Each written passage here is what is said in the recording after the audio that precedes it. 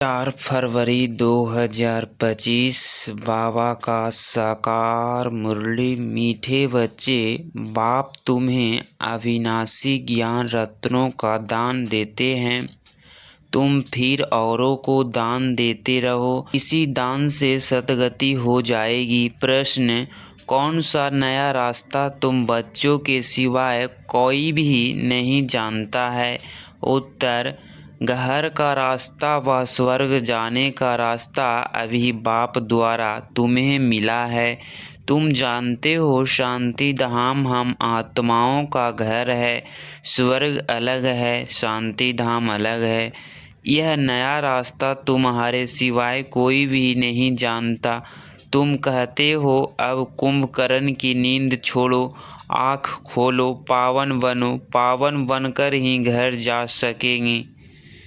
गीत है: जाग सजनिया जाग, जाग सजनिया जाग, ओम शांति। भगवानुवाच: यह तो बाप ने समझाया है कि मनुष्य को वह देवताओं को भगवान नहीं कहा जाता, क्योंकि इनका साकारी रूप है। बाकी परम पिता परमात्मा का न आकारी न साकारी रूप है, इसीलिए उसको शिव परमात्माए नमः कहा जाता है। ज्ञान का सागर वह एक ही है। कोई मनुष्य में ज्ञान हो नहीं सकता जिनका ज्ञान रचता और रचना के आदि मध्य अंत का ज्ञान अथवा आत्मा और परमात्मा का यह ज्ञान कोई में नहीं है, तो बाप आकर जगाते हैं। हे सजनिया, हे भक्तिया, जागो। अभी मेल अथवा फीमेल भक्तिया है, भगवान को याद करते हैं। अभी ब्रांड्स से याद रहती है। एक ब्रांड्स गुम को सभी आशिक आत्माएं परमपिता परमात्मा माशूकों को याद करती है। सभी सीताएं हैं। राम एक परमपिता परमात्मा है। राम अक्षर क्यों कहते हैं? रावण राज्य है ना, तो उसकी भेंट में राम राज्य कहा जाता है। राम है बाप, जिसको ईश्वर भी कहते हैं, भगवान भी कहते हैं। असली नाम उनका है शिव। तो अब कहते हैं जागो, अब नव युग आता है। पुराना खत्म हो रहा है। इस महाभारत लड़ाई के बाद सतयुग स्थापना होता है और इन लक्ष्मी नारायण का राज्य होगा। पुराना कलयुग खत्म हो रहा है, इसीलिए बाप कहते हैं बच्चे कुंभकर्ण की नींद छोड़ो, अब आँख खोलो। नई दुनिया आती है। नई दुनिया को स्वर्ग सतयुग कहा जाता है यह नया रास्ता। यह घर व स्वर्ग में जाने का रास्ता कोई भी जानते नहीं है। स्वर्ग अलग है, शांति धाम जहाँ आत्माएं रहती है वह अलग है। अब बाप कहते हैं जागो, तुम रावण राज्य में पतित हो गए हो। इस समय एक ही पवित्र आत्मा नहीं हो सकती, पुण्य आत्मा नहीं कहेंगे। भल मनुष्य दान पुण्य करते हैं, परंतु पवित्र आत्मा को एक भी नहीं है। यहाँ कलयुग में है, पतित आत्माएं सतयुग में है, पावन आत्माएं। इसीलिए कहते हैं हे शिव बाबा, आकर हमको पावन आत्मा बनाओ। यह पवित्रता की बात है। इस समय बाप आकर तुम बच्चों को अविनाशी ज्ञान रत्नों का दान देते हैं। कहते हैं तुम भी औरों को दान देते रहो, तो 5 विकारों का ग्रहण छूट जाए। 5 विकारों का दान दो तो दुख का ग्रहण छूट जाए। पवित्र वन सुख धाम में चले जाएंगे। 5 विकारों में नंबर 1 है काम, उसको छोड़ पवित्र बनो। खुद भी कहते हैं हे पतित पावन, हमको पावन बनाओ। पतित विकारी को कहा जाता है। सुख और दुख का खेल भारत के लिए ही है। बाप भारत में ही आकर साधारण तन में प्रवेश करते हैं, फिर इनकी बायोग्राफी बैठ सुनाते हैं। यह है सब ब्राह्मण ब्राह्मणियाँ प्रजापिता ब्रह्मा की औलाद तुम सबको पवित्र बनने की युक्ति बताते हो। ब्रह्मा कुमार और कुमारियाँ तुम विकार में जा नहीं सकते हो। तुम ब्राह्मणों का यह एक ही जन्म है। देवता वर्ण में तुम 20 जन्म लेते हो। वैश्य शूद्र वर्ण में 63 जन्म। ब्राह्मण वर्ण का यह एक अंतिम जन्म है जिसमें ही पवित्र बनना है। बाप कहते हैं पवित्र बनो, बाप की याद अथवा योग बल की विकर्म भस्म होंगे। यह एक जन्म पवित्र बनना है। सतयुग में तो कोई पवित्र पतित तो होता नहीं। अभी यह अंतिम जन्म पावन बनेंगे तो इस जन्म पावन रहेंगे। पावन थे अब पतित बने हो। पतित है तब तो बुलाते हैं। वो बनाया है रावण की आसुरी मत सिवाय मेरे तुम बच्चे को रावण राज्य से दुख से कोई भी लिबरेट कर नहीं सकते। अभी काम चिता पर बैठ भस्म हो पड़े हैं। मुझे आकर ज्ञान चिता पर बिठाना पड़ता है। ज्ञान जल डालना पड़ता है। सबकी सतगति करनी पड़े। जो अच्छी रीति पढ़ाई पढ़ते हैं उनकी ही सतगति होती है, बाकी सब चले जाते हैं। वह शांति धाम में सतयुग में सिर्फ देवी देवताएं हैं, उनको ही सतगति मिली हुई है। बाकी सबको गति अथवा मुक्ति मिलती है। 5000 वर्ष पहले इन देवी देवताओं का राज्य था। लाखों वर्ष की बात है नहीं। अब बाप कहते हैं मीठे मीठे बच्चों मुझ बाप को याद करो। मन मना भव अक्षर तो प्रसिद्ध है। भगवानुवाच्य कोई भी देहधारी को भगवान नहीं कहा जाता। आत्माएं तो एक शरीर छोड़ दूसरा लेती है, कभी स्त्री कभी पुरुष बनती है। भगवान कभी भी जन्म मरण के खेल में नहीं आता। यह ड्रामा अनुसार नूंद है। एक जन्म न मिले दूसरे से, फिर तुम्हारा यह जन्म रिपीट होगा तो यही एक्ट यही फीचर्स फिर लेंगे। यह ड्रामा अनादि बना बनाया है, यह बदल नहीं सकता। श्री कृष्ण को जो शरीर सतयुग में था वह फिर वहाँ मिलेगा। वह आत्मा तो अभी यहाँ है। तुम भी अभी जानते हो हम सो बनेंगे। यह लक्ष्मी नारायण के फीचर्स एक्यूरेट नहीं है, बनेंगे फिर भी वहीं। यह बातें नया कोई समझ न सके। अच्छी रीति जब किसको समझाओ तब 84 का चक्र बनेंगे, चक्र जानेंगे और समझेंगे। बरोबर हर एक जन्म में नाम रूप फीचर्स आदि अलग अलग होते हैं। अभी इनके अंतिम जन्म 84वें जन्म के फीचर्स यह है। इसीलिए नारायण के फीचर्स करीब करीब ऐसे दिखाए हैं, नहीं तो मनुष्य समझ न सके। तुम बच्चे जानते हो मम्मा बब्बा ही यह लक्ष्मी नारायण बनते हैं। यहाँ तो 5 तत्व पवित्र है नहीं, यह शरीर सब पतित है। सतयुग में शरीर भी पवित्र होते हैं। श्री कृष्ण को मोस्ट ब्यूटीफुल कहते हैं, नेचुरल्स ब्यूटी होती है। यहाँ विद्यालय में बहल गोरे मनुष्य हैं, परंतु उनको देवता थोड़े ही कहेंगे, दैवी गुण तो नहीं है ना। तो बाप कितना अच्छी रीति बैठ समझाते हैं। यह है उच्च ते उच्च पढ़ाई, जिससे तुम्हारी कितनी उच्च कमाई होती है। अनगिनत हीरे जवाहर धन होता है। वहाँ तो हीरे जवाहरों के महल थे, अभी यह सब गुम हो गया है। तो तुम कितने धनवान बनते हो। अपरंपार कमाई है 21 जन्मों के लिए, इसमें बहुत मेहनत चाहिए।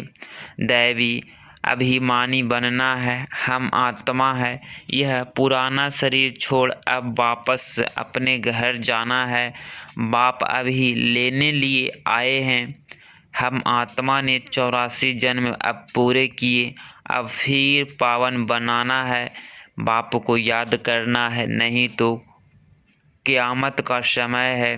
सजाएं खाकर वापिस चले जाएंगी। हिसाब किताब तो सबको चुकती करना ही है। भक्ति मार्ग में काशी करवट खाते थे तो भी कोई मुक्ति को नहीं पाते। वह है भक्ति मार्ग, यह है ज्ञान मार्ग। इससे जीवघाट करने की दरकार नहीं। वह है जीवघाट, फिर भी भावना रहती है कि मुक्ति को पावे, इसीलिए पापों का हिसाब किताब चुकतू हो फिर चालू हो जाता है। अभी तो काशी करवट का कोई मुश्किल साहस रखते हैं, बाकी मुक्ति व जीवन मुक्ति नहीं मिल सकती। बाप बिगड़ जीवन मुक्ति कोई दे नहीं सकता। आत्माएं आती रहती है, फिर वापस कैसे जाएंगी? बाप ही आकर सर्व की सतगति कर वापिस ले जाएंगे। सतयुग में बहुत थोड़े मनुष्य रहते हैं। आत्मा तो कभी विनाश नहीं होती है। आत्मा अविनाशी है, शरीर विनाशी है। सतयुग में आयु बड़ी होती है, दुख की बात ही नहीं।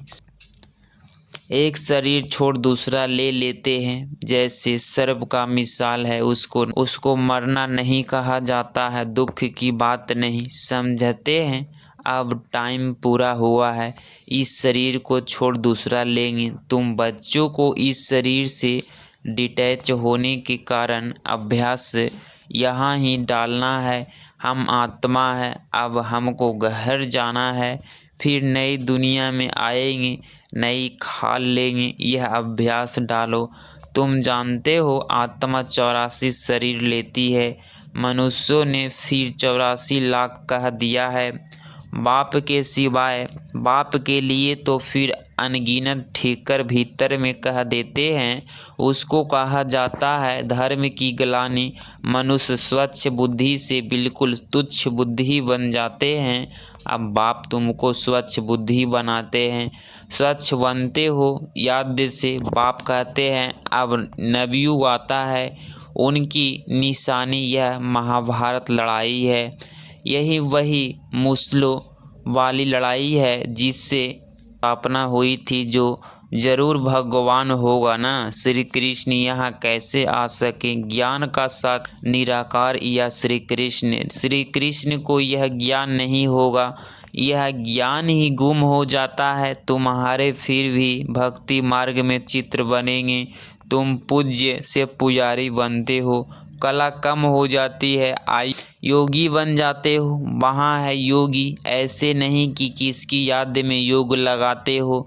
वहाँ है ही पवित्र श्री कृष्ण को भी योगेश्वर कहते हैं। इस समय श्री कृष्ण की आत्मा बाप के साथ योग लगा रही है। श्री कृष्ण की आत्मा इस समय योगेश्वर है। सतयुग में योगेश्वर नहीं कहेंगे, वहाँ तो प्रिंस बनती है। तो तुम्हारी पिछाड़ी में ऐसी अवस्था रहनी चाहिए जो सिवाय बाप के और कोई शरीर की याद न रहे। शरीर से और पुरानी दुनिया से ममत्व मिट जाए। सन्यासी रहते तो पुरानी दुनिया में हैं, परंतु घर वार से ममत्व मिटा देते हैं। ब्रह्मा को ईश्वर समझ उससे योग लगाते हो। अपने को ब्रह्मा ज्ञानी तत्वज्ञानी कहते हैं, समझते हैं हम ब्रह्मा में लीन हो जाएंगे। बाप कहते हैं यह सब रॉन्ग है, राइट है तो मैं हूँ, मुझे भी ट्रुथ कहा जाता है। तो बाप समझाते हैं याद की यात्रा बड़ी पक्की चाहिए। ज्ञान तो बड़ा सहज है, देही अभिमानी बनने में ही मेहनत है। बाप कहते हैं किसकी भी देह याद ना आए, यह है भूतों की याद बहुत पूजा। मैं तो अब शरीरी हूँ, तुमको याद करना है। इन आँखों से देखते हुए बुद्धि से बाप को याद करो। बाप के डायरेक्शन पर चलो तो धर्म राज्य की सजाओं से छूट जाएंगे। पावन बनेंगे तो सजाएं खत्म हो जाएगी। बड़ी भारी मंजिल है। प्रजा बनना तो बहुत सहज है, उसमें भी साहूकार प्रजा, गरीब प्रजा कौन कौन बन सकते हैं। अब समझाते हैं पिछाड़ी में तुम्हारे बुद्धि का योग रहना चाहिए। बाप और घर से जैसे एक्टर्स का नाटक में पार्ट पूरा होता है तो बुद्धि घर में चली जाती है। यह है बेहद की बात, वह होती है हद की आमदनी। यह है बेहद की आमदनी अच्छे एक्टर्स की। आमदनी भी बहुत होती है ना। तो बाप कहते हैं गृहस्थ व्यवहार में रहते बुद्धि योग वहाँ लगाना है। वह आशिक मासूक होते हैं एक दो के, यहाँ तो सब आशिक हैं एक मासूक के। उनको ही सब याद करते हैं वंडरफुल मुसाफिर है ना। इस समय आए हैं सब दुखों से छुड़ाकर सतगति में ले जाने के लिए। उनको कहा जाता है सच्चा सच्चा मासूक। वह एक दो के शरीर पर आशिक होते हैं, विकार की बात नहीं उसको कहेंगे। देह अभिमान का युग, भूतों की याद हो गई मनुष्य को याद करना माना। पांच भूतों को प्रवृत्ति प्रकृति को याद करना। बाप कहते हैं प्रकृति को भूल मुझे याद करो। मेहनत है ना, और फिर दैवी गुण भी चाहिए। कोई से बदला लेना यह भी आसुरी गुण है। सतयुग हो, सतयुग में होता ही है एक धर्म, बदले की बात नहीं। वह है ही अवैध देवता धर्म जो शिव बाबा बिगर कोई स्थापना कर न सके। सूक्ष्म वतनवासी देवताओं को कहेंगे फरिश्ते। इस समय तुम हो ब्राह्मण, फिर फरिश्ता बनेंगे, फिर वापिस जाएंगे घर, फिर नई दुनिया में आकर दैवी गुण वाले मनुष्य यथार्थ देवता बनेंगे। अभी शूद्र से ब्राह्मण बनते हो, प्रजापिता ब्रह्मा का बच्चा है ना। बने तो वर्षा कैसे लेंगे। यह प्रजापिता ब्रह्मा और मम्मा वह फिर लक्ष्मी नारायण बनते हैं। अब देखो तुमको जैनी लोग कहते हैं हमारा जैन धर्म सबसे पुराना है। अब वास्तव में महावीर तो आदि देव ब्रह्मा को ही कहते हैं। परंतु कोई जैन मुनि आया तो उसने महावीर नाम रख दिया। अभी तुम सब महावीर हो ना, माया पर जीत पा रहे हो, सब कुछ सब बहादुर बनते हो। सच्चे सच्चे महावीर महावीर रानियाँ तुम हो। तुम्हारा नाम है शिव शक्ति। शेर पर सवारी है और महारथियों की हाथी पर। फिर भी बाप कहते हैं बड़ी भारी मंजिल है। एक बाप को याद करना है तो विकर्म विनाश हो और कोई रास्ता नहीं है। योग बल से तुम विश्व पर राज्य करते हो। आत्मा कहती है अब मुझे घर जाना है, पुरानी दुनिया है, यह है बेहद का संन्यास। गृहस्थ व्यवहार में रहते पवित्र बनना है और चक्र को समझने से चक्रवर्ती राजा बन जाएंगे। अच्छा, मीठे मीठे सिकिलधे बच्चों प्रति माता पिता बाप दादा का याद प्यार और गुड मॉर्निंग। रूहानी बाप की रूहानी बच्चों को नमस्ते नमस्ते। धारणा के लिए मुख्य सार पॉइंट नंबर फर्स्ट, धर्मराज्य की सजाओं से बचने के लिए किसी की भी देह को याद नहीं करना है। इस आँखों से देख सब कुछ देखते हुए एक बाप को याद करना है। अशरीरी बनने का अभ्यास करना है, पावन बनना है। पॉइंट नंबर 2, मुक्ति और जीवन मुक्ति का रास्ता सबको बताना है।